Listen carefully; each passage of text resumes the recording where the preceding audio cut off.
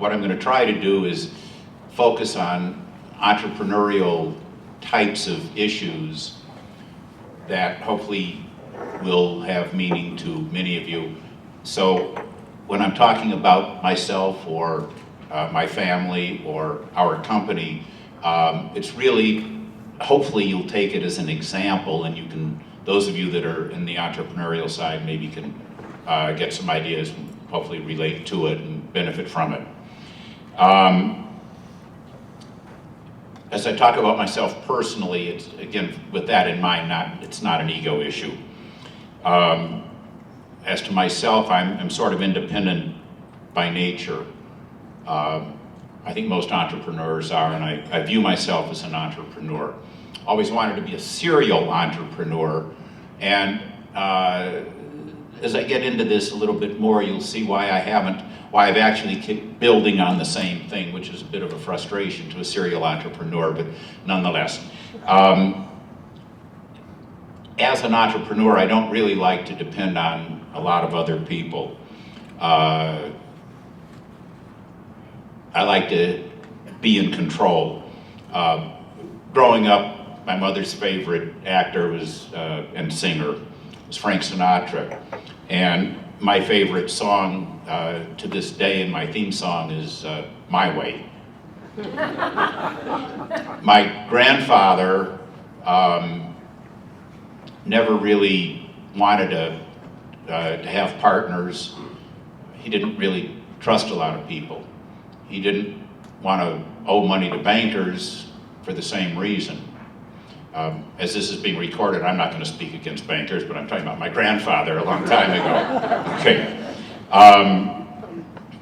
In 1971, when I opened my own business, graduated with a marketing degree, and with the marketing degree, my focus really was and always is on customers. What are their problems? What problems in the world are there that people have? And if you can identify problems and then come up with solutions to those problems, maybe then you can have a valid business. But if you're not solving problems, people don't need you. So it was winding down the Vietnam War. Nixon was president, and say what you want about him, a lot of people didn't trust him from either party. One of the first things Nixon did within a month after I started in August of '71, in September he got the US off the gold standard.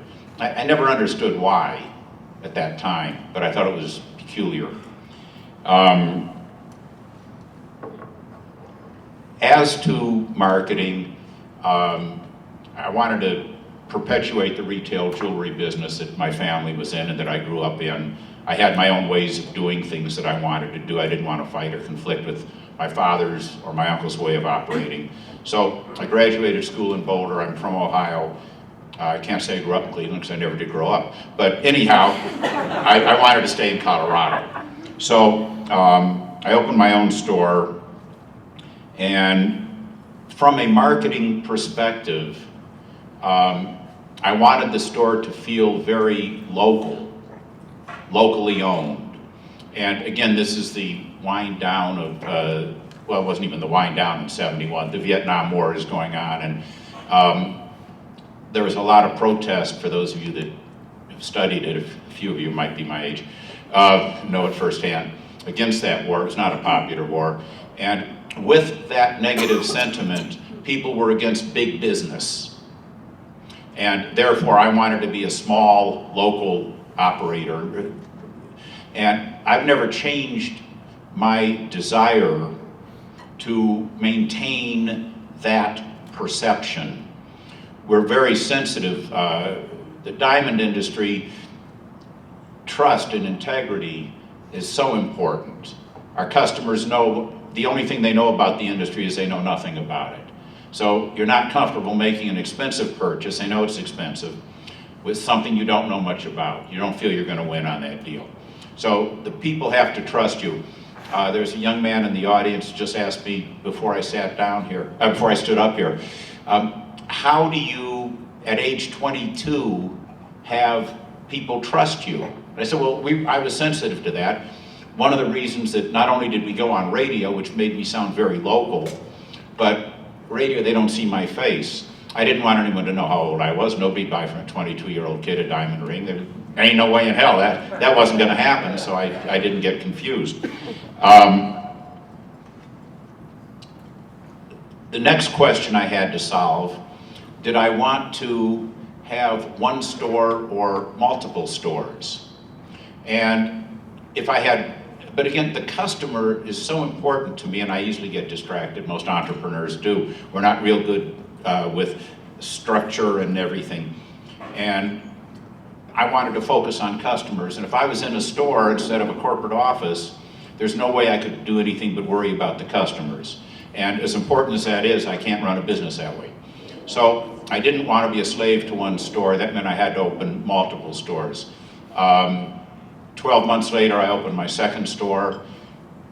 24 months later, I had planned on opening my third, but there was another opportunity came along a few months prior to that, which I took. I was committed to the lease, so in point of fact, after 24 months, I had 4 stores, all in Colorado under 2 different names. 3 Shane Company and 1 a different operation, also jewelry, diamonds, under a different name.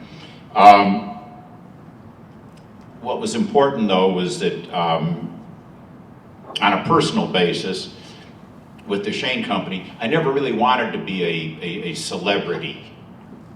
A lot of people ask that question.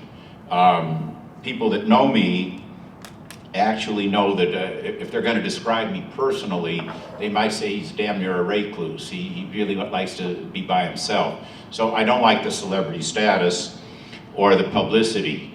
Having said that, that was a deliberate sacrifice that I made. It was not. It was deliberate. I don't say that it was an error. It was one of commission, but it was not my desire. It was not to build an ego.